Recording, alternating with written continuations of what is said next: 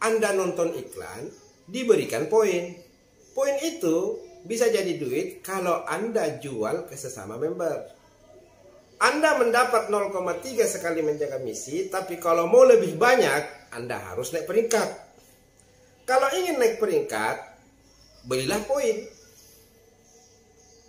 Jadi, perusahaan mengeluarkan apa? Itu pertanyaannya.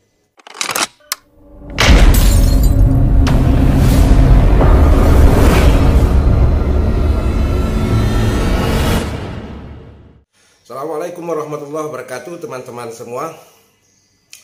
Sore ini saya ingin membahas beberapa hal yang terkait untung dan rugi dalam sebuah aplikasi money game. Jadi akhir-akhir ini memanfaatkan pandemi, orang kebanyakan di rumah dengan gadgetnya.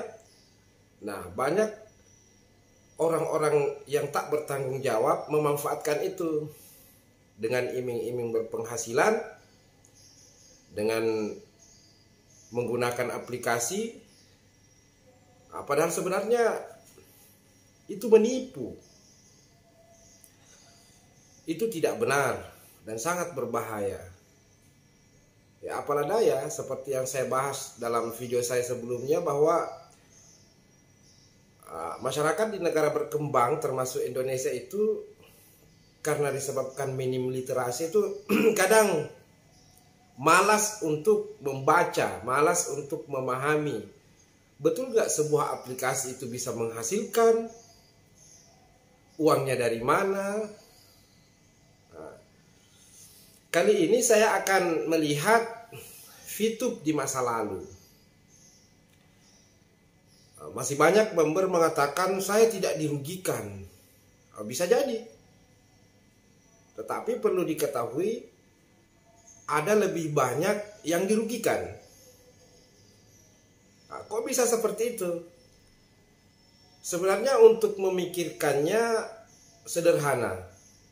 Kita cukup melepas semua atribut dulu. Atribut keuntungan misalnya.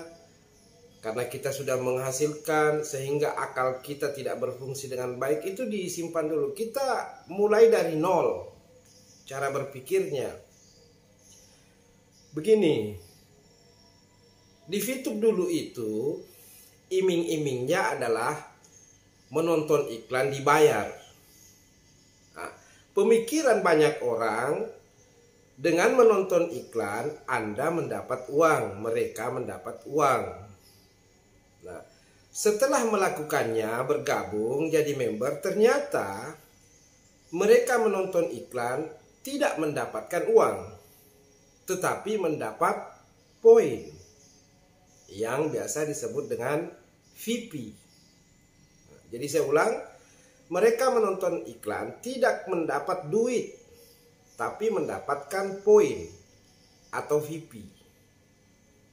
Nah, bagaimana cara agar VIP itu menjadi duit?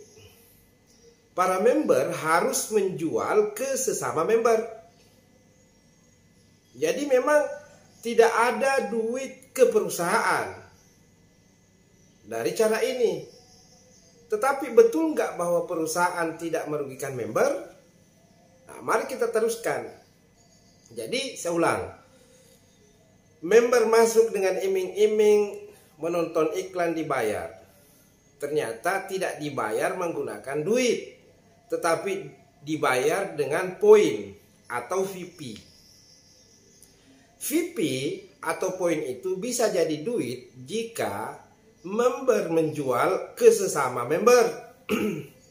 Jadi ada katanya 17 juta member, jutaan member itu pasti akan merasa butuh poin. Jutaan member juga itu akan menguangkan poinnya. Terjadilah transaksi di sana.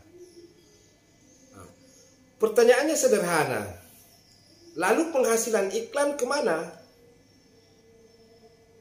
Kalau ada perusahaan mengiklan, penghasilan iklan itu kemana? Nyatanya member yang menonton iklan itu tidak diberi duit tetapi diberi poin.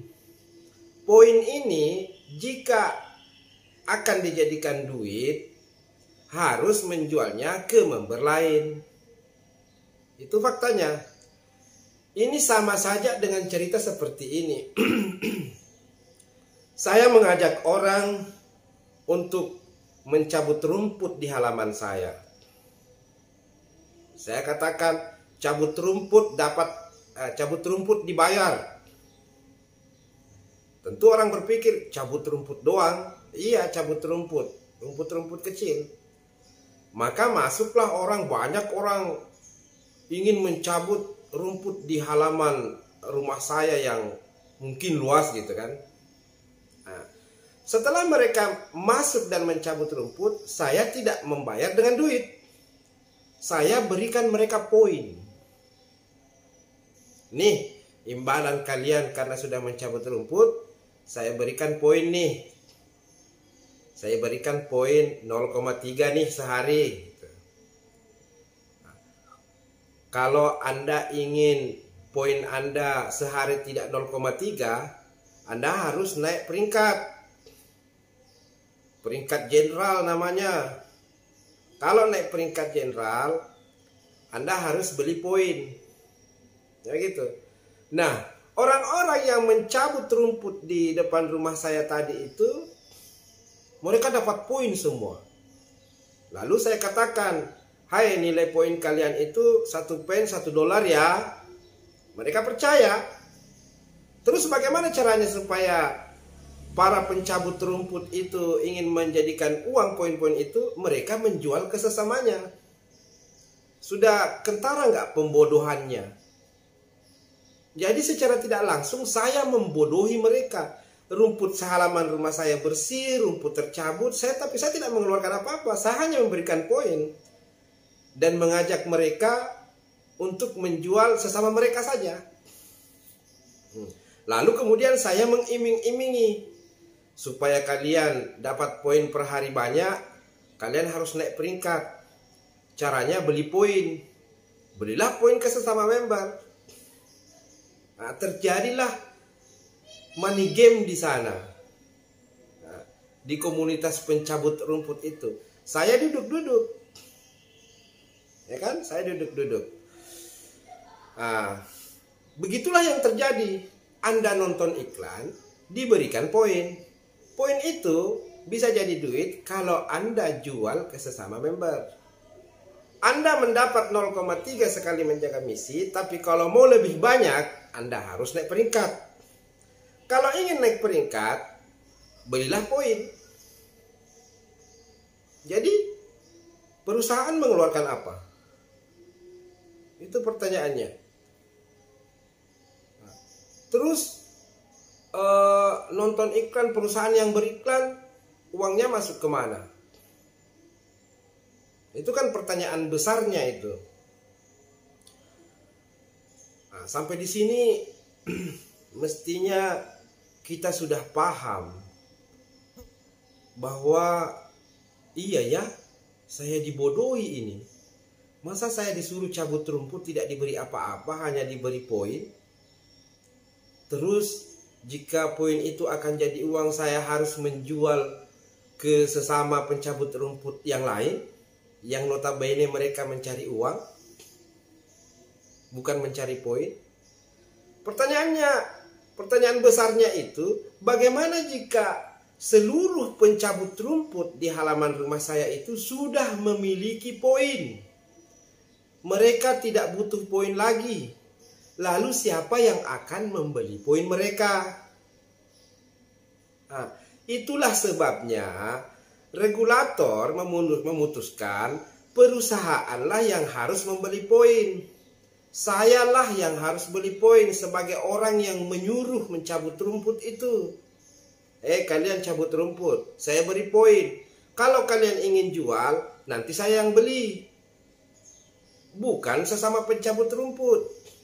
Artinya apa? Kalau semua pencabut rumput itu memiliki poin, tidak jadi masalah, toh pembelinya ada. Siapa? Ya saya. Nah, Demikian juga yang terjadi sama VTube. Jika semua member memiliki poin, anggaplah semua bintang 6, tidak jadi masalah. Tidak ada member yang fast track pun tidak akan jadi masalah. Kenapa? Karena perusahaan yang beli. Itulah kenapa sebabnya perusahaan mensyaratkan di poin 5 syarat normalisasi. Nah, ini yang perlu teman-teman ketahui. Jadi praktek-praktek seperti ini itu memang sangat mudah memanipulasi pikiran orang, karena yang dalam pikirannya itu selalu poin sama dengan duit. Padahal bukan. Poin itu bukan duit. Poin itu harus dijual dulu. Yang namanya dijual dulu itu harus ada pembeli. Resikonya bagaimana kalau tidak ada pembeli? Anda sudah bekerja, diberikan poin, tidak ada pembelinya. Makanya jangan heran ada orang yang dirugikan. Siapa orang yang dirugikan? Orang yang sudah membeli poin member lain, tetapi poinnya belum dibeli, tidak ada yang beli atau belum dibeli. Itu yang dirugikan, dan potensi itu akan terbuka lebar. Makanya sebelum kekacauan besar terjadi, jutaan orang akan menjual poin, pembeli poin tidak ada, ya harus dihentikan. Kalau Anda ingin meneruskan, harus dengan syarat. Salah satu syaratnya, ya poin itu dibeli oleh perusahaan. Jadi teman-teman coba pahami ini. Supaya saya tidak membodohi para pencabut rumput itu, saya pekerjakan mereka, saya berikan poin. Kelak, jika poin itu mereka akan jual, tidak ada yang beli, saya yang beli. Gitu. Sehingga tidak akan ada yang dirugikan. Saya beli poin mereka, mereka membersihkan halaman rumah saya. Gitu. Jadi kalau saya tidak mau membeli poin mereka, disitulah saya merugikan member. Kalau perusahaan tidak mau membeli poin itu, disitulah merugikan member. Kenapa merugikan? Iya, kau suruh mereka menonton iklan, terus kau hanya memberikan poin. Poin itu ternyata tidak bisa dijadikan uang karena tidak ada yang beli. Nah, atau ada risiko tidak ada yang beli, harus diantisipasi. Kalau itu berharga karena kau berikan kepada mereka sebagai penghargaan atas kerja mereka, mestinya kau belikan berharga. Jadi kentara kan pembodohannya, ya, minimal pembodohan ya. Minimal kalau saya melakukan itu terhadap para pekerja pencabut rumput, minimal saya membodohi mereka. Gitu. Jadi dasar pengetahuan ini sebenarnya harus dipakai buat aplikasi, semua aplikasi. Misalnya ada aplikasi, harus Anda tahu sumber keuntungannya dari mana. Anda dapat poin misalnya. Ya, terus poin itu diapain jadi duit? Dijual. Terus siapa yang beli? Yang beli ini. Kalau ini itu tidak ada, bagaimana? Itu yang harus dipikirkan. Kripto misalnya. Oh, ini kripto. Kripto itu dari mana? Pembuatnya siapa? Kenapa bisa mahal? Bagaimana kalau tiba-tiba saya punya poin kripto ABCD, tiba-tiba poin itu murah? Itu semua harus dipikirkan. Jangan hanya begitu tahu login, begitu tahu email langsung mengatakan dunia dalam genggaman, ini era digital dan lain-lain. Teman-teman sadarlah. Mari kita menggunakan logika waras kita. Dan saya kira pemerintah itu menggaris bawahi jika menemukan sebuah aplikasi itu, lihat legal nggak.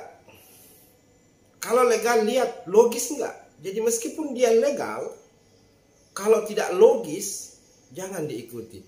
Meskipun dia logis tapi tidak legal, jangan juga diikuti. Saya kira demikian, semoga bermanfaat. Assalamualaikum warahmatullahi wabarakatuh.